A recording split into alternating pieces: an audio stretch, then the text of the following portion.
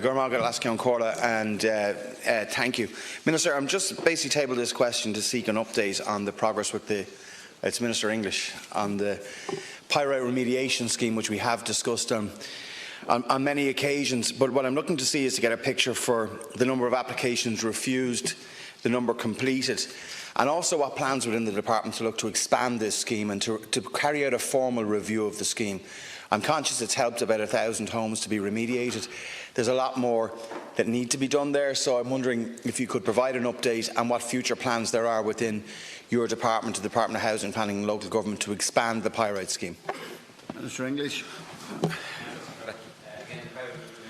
remediation scheme is a scheme of last resort for affected homeowners who have no other practical option to obtain redress and is limited in its application and its scope. The full conditions for eligibility under the scheme are set out on the Pyrite Remediation Board's website. Again, the latest figures bring up to date on this indicate that a total of 2,243 applications have been received under the Pyrite Remediation Scheme. Of these, 1,801 dwellings have been included in the scheme and the applicants notified accordingly. 494 applications have been validated and referred to the Housing Agency for the assessment and verification process, while another 199 applications are at the initial application and validation stage. 149 applications under the scheme were not successful. 149, sorry, 149, that'll be the figure you're looking for. Of the 1,801 dwellings that have been included in the scheme to date, 174 are at remedial works planning stage, 27 are at the tender analysis stage, 268 are under remediation, and 1,332 are complete. A sum of 32 million is available to fund the operation of the pyrite remediation scheme this year. This allocation will facilitate the remediation of some 460 additional dwellings and is a clear signal of the continuing importance attached by government to addressing the issue of significant pyrite damage in dwellings. 460 is what we expect for the 2019 budget, and again that would deal probably with most of the applications that are in hand at the moment and are coming through the system. You're asking what are we doing to reform the scheme or expand the scheme. This is the most money we've ever put into it because we want to try to deal with all the applications as quickly as we possibly can. A lot of progress has been made here. A lot of homes have been rectified and people are very happy with that. And again, there's enough money allocated extra. It's the largest budget ever in this scheme. 32 million will fund all those houses coming through the system at this moment in time as well, over 460. So there are no plans to expand the scheme per se. Naturally, we're always trying to bring more clarity to it, and there was issues that we would have met with all the works members here as well, with some issues there, and I think they've been dealt with as well, with advice passed on to the board, which hopefully will progress some of them as well.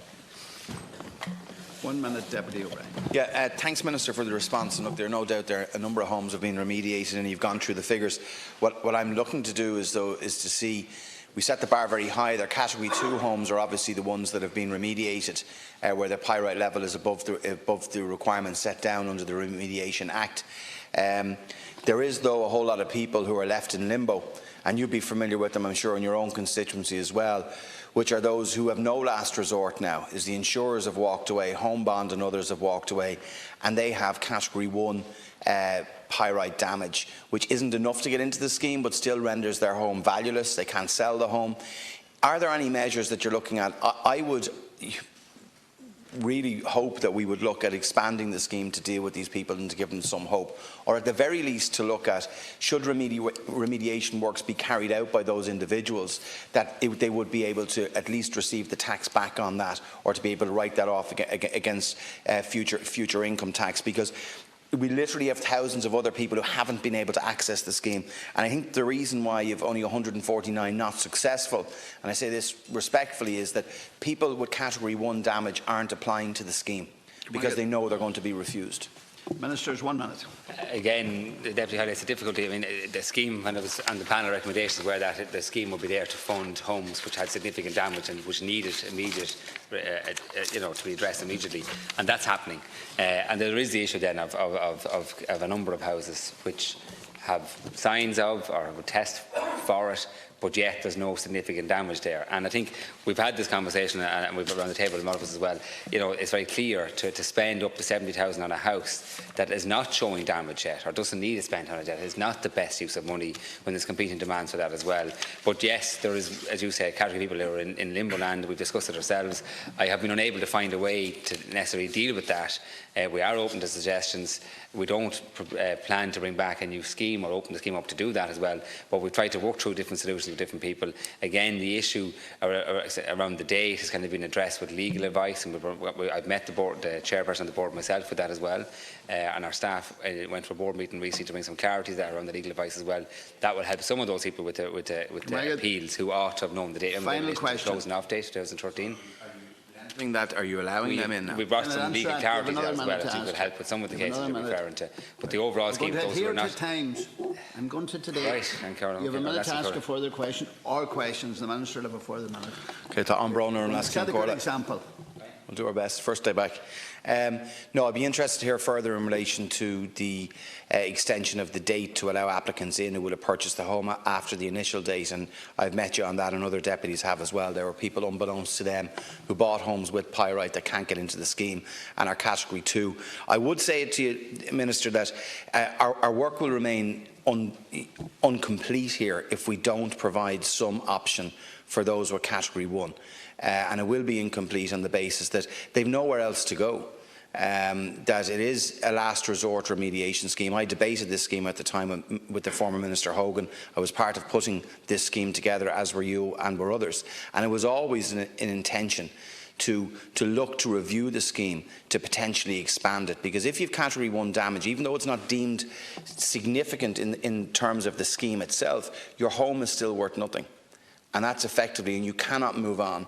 And those people, I know you understand, are left in limbo. And I would really think that a review of the scheme, a formal review, maybe through the committee, the Joint Oireachtas Committee, would be a way of doing it. But we need to look at other options here, because there are hundreds and hundreds of households that have nowhere to go. And I know time doesn't allow to ask further questions in relation to the fact that we've granted no appeals.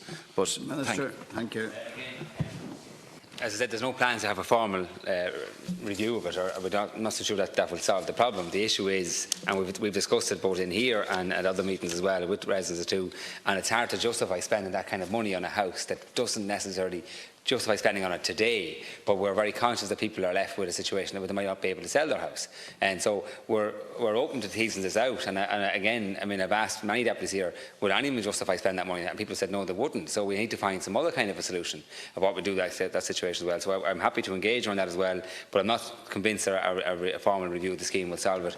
When the scheme has been set up, and we all know we worked very hard to get it set up in the first place back in the early years, 11, 12 and 13, there was the hope that there would have been a levy put in place that would have brought some money into this into the future, but that hasn't happened because it wasn't possible, and we've been relying on taxpayers' money to fund these houses over the last number of years as well, and some great work has been achieved here. But there's category of people who don't necessarily have severe damage today, but they've got a problem because they're stuck with it on their house. So I'm happy to engage with you forward on that as well as over the months ahead. The money set aside, I think, to finish out the houses that we know are there and are past all the testing today.